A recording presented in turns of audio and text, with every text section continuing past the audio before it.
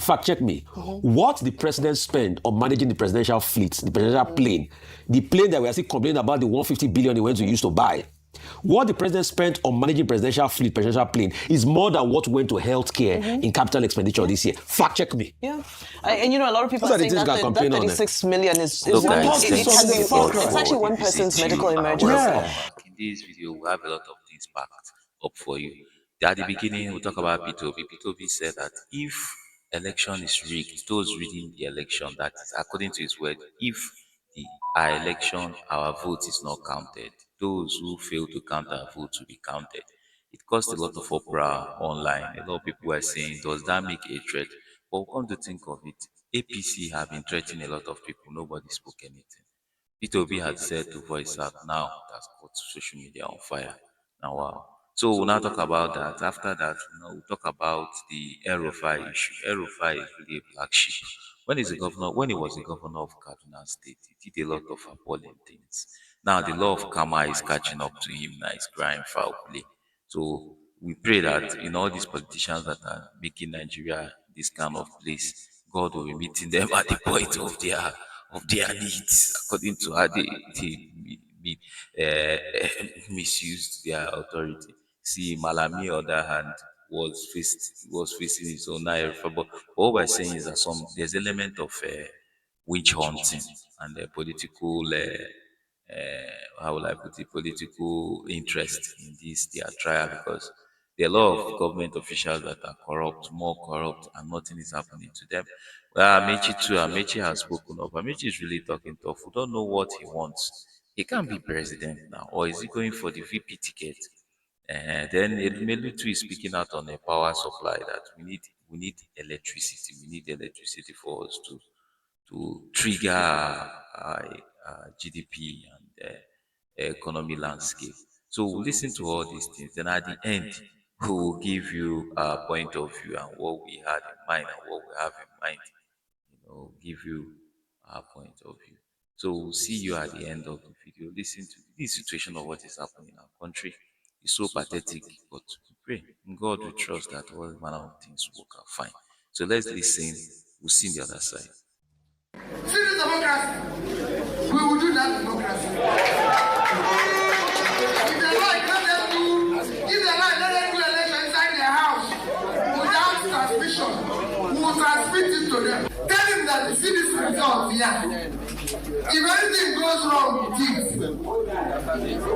I won't say it will die. But if anything goes wrong, something will go wrong. What will go wrong, I don't know. But this result that I see, it must go like this to this. Don't forget, nobody has challenged this rascality more than me in this country. In that polling booth, in 2027, if they don't count it, we count the person. If they don't count it, we count the person. The statement left many people confused and somewhat divided about the interpretation of his words, with some feeling that Peter Obi was possibly calling for violent interventions. However, this morning, he clarified his position via his X account, and he wrote, I'll summarize. He says, our votes must count. And like in the past, in 2027, our votes must count. And all those who are there not to count the votes will be counted. Now, he's finished the statement saying, counted among those destroying Nigeria. I encourage everyone to remain at the polling units after voting, to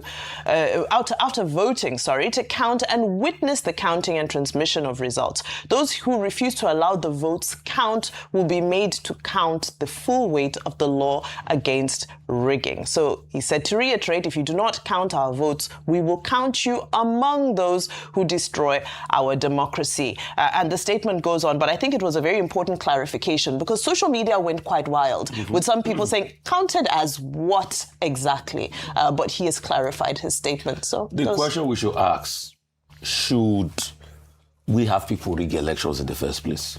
Why are we deceiving ourselves?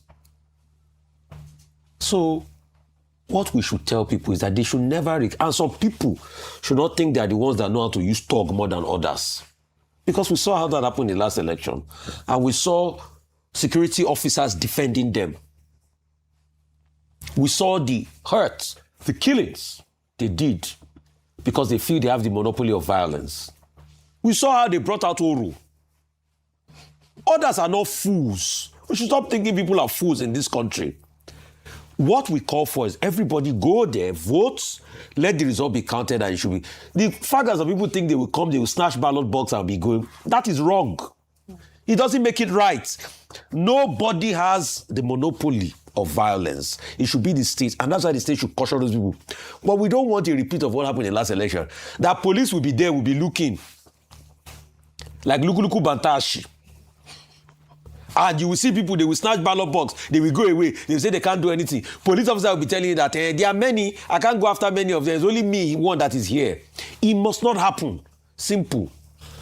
As regards Ribadu and his brother, as far as I'm concerned, Telefa Rotimi has written that don't die in their war. These two people were like Siamese twins conjoined before. At a point in the past, El-Rufai's aspiration was greatly supported by Ribadu. Ribadu was his number one man. But when they fell out, the only reason why you've not heard from Ribadu is that he had not been in the limelight for a while. Now that he's back in the limelight, that's why you are hearing the fights. So both of them will know how to settle themselves. They've tried to settle them in the past. They don't settle. They should stop bringing their matter to disturb us. That's just it. Right. Well, we're still talking opposition politicians. Ayo, I'll come to you on this one. And we're staying within the ADC as Chieftain Rotimi Amechi was active on the campaign trail for the FCT local government elections. He was spotted at Nyanya Market in the heart of Amak, flanked by his wife, Dame Judith Amechi. However, what grabbed headlines was this video of him misinterpreting the tax law as he attempted to explain it to the audience at the rally. Take a listen. Immediately after election, APC will implement the tax law. The tax law is if I pay you 100 million naira for your building materials, automatically 25 million will leave your account. If you say it's a lie, take my statement to your lawyer. Tell your lawyer, give me the tax law and explain it to me. I'm a lawyer. The moment you pay, I come here, you give me building materials, you say it's 100 million, you say it's 20, if you say 20 million, if I pay you 20 million, Tinubu will collect 2.5. He said he's a lawyer and take it to your lawyer. So this video has generated a flurry of reactions, including from the presidential spokesperson Bayo Nanuga and chairman of the Presidential Fiscal Policy and Tax Reforms Committee, Taiwo Oyedele, who were quick to point out the inaccuracies in his statements, confirming that there's no place in the tax law that states that there will be a 25% tax added to building materials, nor deducted from anybody's funds. So my question, Ayo, is this a case of deliberate propaganda and misinformation, or do you think that maybe he doesn't understand the tax law? No. Just to tell me, you answer that question yourself. He said he's a lawyer now, and he said take it to your lawyer. I mean, your guess is as good as mine. But the truth is that this is what we warned against around misinformation, disinformation, and using cheap political tools such as this, especially to people that you know you will take advantage of their ignorance, particularly because the tax law has come under a lot of scrutiny and a lot of people, there's a lack of trust. There's a trust deficit.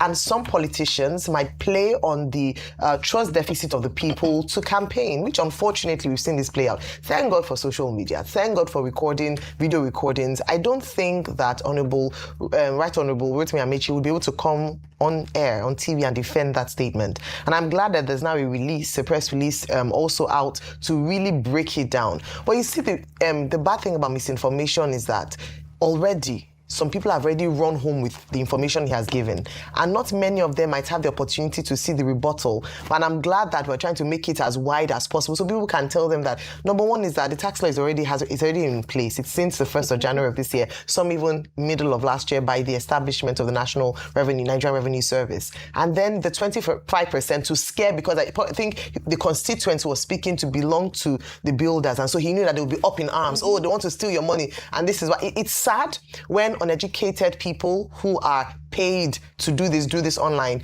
But it's worse when politicians who know better use it as a political tool to take advantage of the people. And that's if you want to campaign, there are many things to speak on. There are many issues to talk about. Genuine issues. You don't have to manipulate the truth. I don't want to believe that a lawyer like Honorable Amechi would not understand that what he was saying was not actually true, except he wants to have a one-on-one session with Mr. Taiwo Oyedele, who has shown and demonstrated willingness to break it down to any Nigerian who is willing to listen. I think we should let's be fair in our politicking across all boards. Well, it doesn't need to have a one-on-one.